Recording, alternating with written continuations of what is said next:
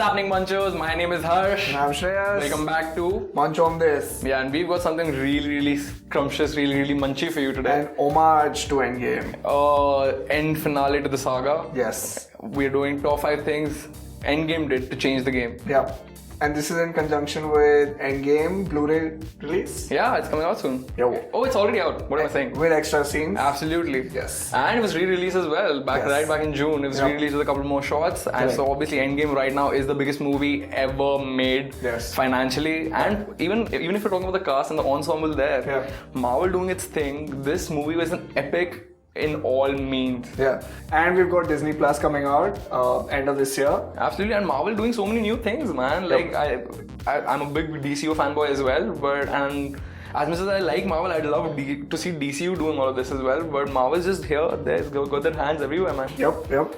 So let's get into the pointers, yo. Yes, please.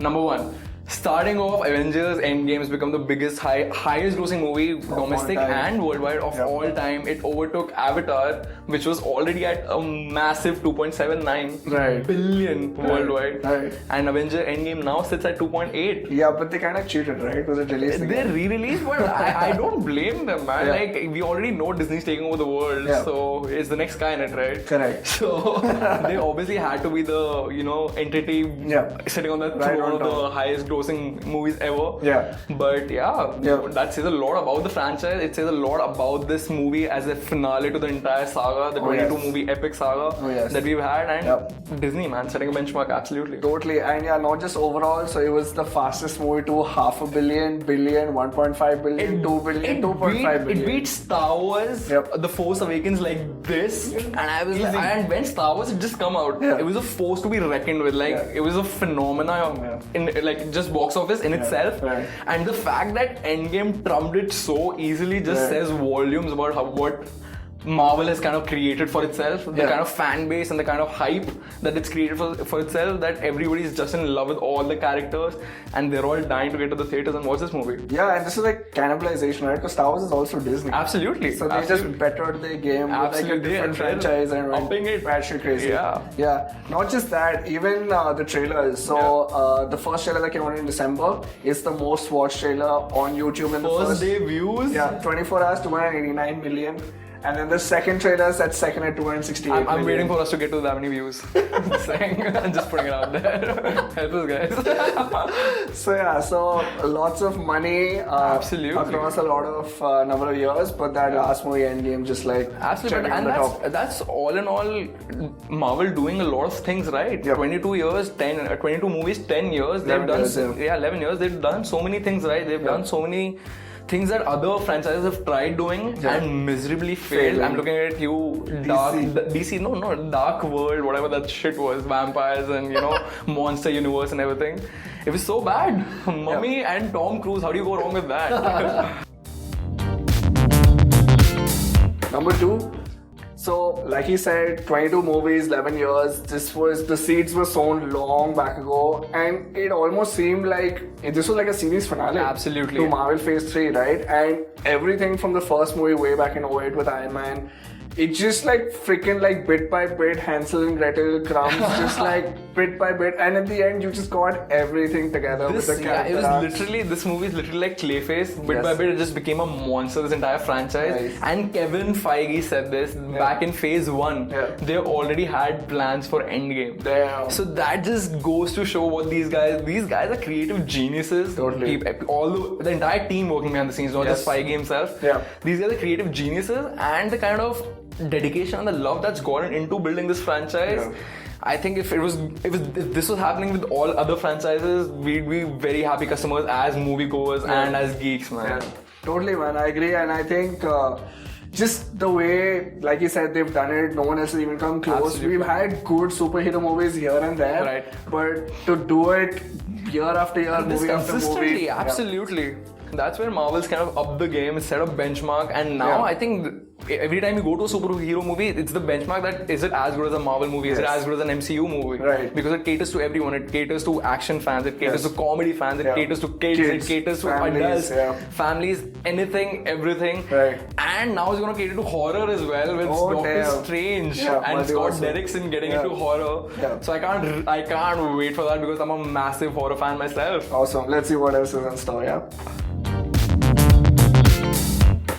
Number 3, CGI. Yo. So one of the biggest pros that at least I give to Marvel right now over the course of the entire 22 movies, all 11 years, the way they've upped their game in CGI and especially leading up to Endgame, that entire final sequence, the entire battle, Avengers versus Thanos' entire army, it's amazing how good it looks. Yeah, we can't count like how many people are in that. The number of artists involved, even behind the scenes, is amazing. I read somewhere that just for the final battle, the number of people that were employed just to create that VFX and the number of VFX artists working on that entire project then was record breaking. So that kind of tells you volumes about how Marvel's kind of evolved the entire CGI game in Hollywood in itself. Totally. And you can see it's clear as like it's really, really clear. You could compare it to Iron Man 1 where the suit was CGI, right? I freaking love that suit. I loved it. And then it just got better and better with time. And now you look at Thanos, who is literally purple Homer Simpson, but he's done so well that even the close-up shots, even in Infinity War when this guy Thor is holding his head and he's already got the chest and Thanos this is a close-up. He looks so good. He looks so real. Josh Brolin, you could just see Josh Brolin's expressions and facial capture there. It was done really, really well. So really hats off to them, man. Yeah, man. I think it's like we can't really pick out specific scenes, but it's just like they got nothing wrong. Absolutely. And like compared to like the other shit that we've seen with like DCU and stuff. Doomsday and Steppenwolf, you mean? Doomsday was literally a troll game from Lord of the Rings. Dude, Mustache Gate. Like, what was that? Exactly. So when you compare it to shit like that, and considering that DCU in itself is a monster when it comes, it's Warner Brothers first. They're a monster of a house. They're a powerhouse in Hollywood in itself. And to think that these guys they've created such a difference between the standards here. It's mind blowing. Yeah. So no complaints. I mean, we can like pick and choose in terms of there was good stories, good this, good that, and we never once said that the effects were missing or it was not believable, or to have freaking 40, 50, hundreds, thousands of characters in one screen at one time doing their thing. When Thor comes in Infinity War, when Steve Rogers is the Avengers Assemble in Endgame, oh my god. Even when Steve Rogers towards the end, when he's an old guy, that's CGI. Marvel with its aging and de-aging process, I think they've killed it, man. All characters that have been there, even Samuel Jackson when he's de-aged in Captain Marvel, the way it's done, all of it, even Coulson, he looks like a stud in Captain Marvel. Like, who's this guy? And he's a complete noob there, right? It's so good to see all of this. Yeah, and finally, like the suits, I think everyone gets a chance to feel like how the Iron Man helmet comes on. They had their space-time travel suits, and just a bit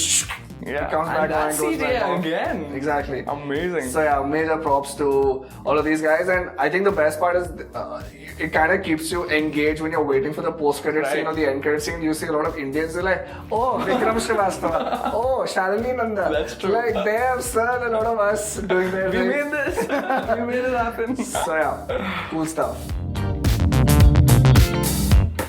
Number 4, so this vast ensemble, the whole freaking cast, oh my god, what's going on? It's massive. Firstly, just starting on even from Iron Man, Hulk, every movie that we've gotten, everybody from every movie is almost in this final end even saga. Supporting tidbits on the side. Absolutely. Dora Milaje, freaking Outriders. Dude, Grillo comes back. Holy hell, yes. I loved all of that. Frank Grillo coming back doing his thing, being Hydra agent. You got so many supporting cast and the fact that they brought all these superstars together. They've got, obviously these guys are huge actors, right? They've obviously all got different schedules. There's bound to be conflicts there. The fact that these guys could manage to get everyone into one room, into one space at one time is commendable. Yeah, and totally. I mean, Marvel could have had like this one complaint like we've had with Marvel is that they never really had like a female leading sort of superhero. They did Captain Marvel, that was okay. But that one scene in Endgame when Captain Marvel comes to like Peter Parker and she's like, have you got something for me? And so, and one by one they just line up. Let's see if we can get them. So we've got Captain Marvel, we've got Scarlet Witch, we've got Pegasus and Valkyrie riding up, we've got Okoye, we've got Mantis, we've got Mantis, we've got Shuri, we've got Wasp, Gamora, and finally Nebula. Holy shit, that's 10 females in their lineup. And they have a glory scene there, man. They have a money shot for themselves. Just them kicking ass, killing people from the army, from Thanos' army. And it's a blast to watch that scene. Yeah, totally. And I think it reminded me of the scene from Avengers Ultron, where in the starting they're attacking that facility. And they're playing over each other. And they have that selfie moment where Steve Rogers on his bike, Iron Man's flying, Hulk's there. And from the side, it's almost like a selfie moment, like they just slow down and have a selfie moment. Yeah, but this just topped it and they did their thing. So they just checked another box that we thought they couldn't check. And what about the final battle? The fact that everybody, all these big actors, all these big names, even the Godfathers of MCU, obviously, Thor, Iron Man, Chris Evans, everyone, Giant Man. Everybody's there present for this final finale scene, the final battle. And it was monstrous. It was. Something like this has never been done in Hollywood. So this is definitely game changing. Number 5 is the legacy. Coming down to the fifth and the final point, the legacy that Marvel's created for itself over these 11 years, over these 22 movies, and going forward, San Diego Comic-Con just got over. They've just announced season 4. Endgame being the finale of the series for Phase 3 and 1 to 3. There was one story more or less, right? This was like and going exactly. So and now building from that legacy and carrying it forward, getting into season 4. They've got so many new things coming in. They've got animated shorts coming in. They're getting shows on Disney Plus as well, the new streaming service, which is going to be phenomenal. I mean, before we had like Marvel properties on Netflix, and yes, they were in the MCU, but we didn't really see them in terms of referenced or they were never movies. They were. But now we have crazy ass characters. We got Loki, Wanda, Vision, Hawkeye, the new Captain America, Falcon. What if? My favorite, hands down, what if? Oh my god, that's actually going to play with the Infinity Saga. Absolutely. To see like alternate universes, and everyone coming back as voice actors of their own characters. That's going to be phenomenal. So for these guys to do it on Disney Plus, their own streaming channel. Absolutely. This is big shit, guys. Like they're like just laying their sort of groundwork and they're putting their foot down. They're like, okay, now we're here. Totally, they're kind of literally dictating what happens in Hollywood and how Hollywood progresses now. Because they've done so well with the first 3 phases of MCU that the fourth phase, even though there are movies and there are TV series lined up even for Disney Plus, it's gonna get the entire customer base, the entire fan base that they have is gonna gravitate towards Disney Plus, and that's a genius move. Totally, man. And I'm looking to see how they reboot Fantastic Four.